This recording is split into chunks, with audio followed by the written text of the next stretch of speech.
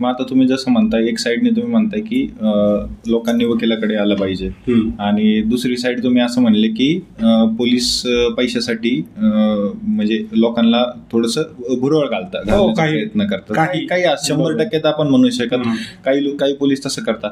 मग असं पण बऱ्याच वेळा बघितलं गेलंय की वकील पण पैशासाठी काही गोष्टी करतात ना. का नाही, बरेच जण करतात. त्या गोष्टीवर काय सांगाल? नक्कीच करतात, मी कुठे नाही म्हणणार. असे वकील आहेत, असे पोलीस पण आहेत, परंतु लोकांनी त्यांचं मानसिकता ठेवायची.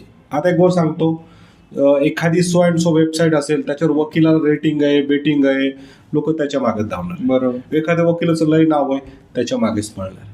किंवा एखादा म्हणला तुमचं काम लय फुकटात करतो, स्वस्तात करतो, तर असेही लोक आहेत. तर लोकांनी त्यांचा वकील निवडत असताना त्याच्या बॅकग्राऊंड काढणं अत्यंत आवश्यक आहे, आणि मग तो वकील त्यांनी लावायचा.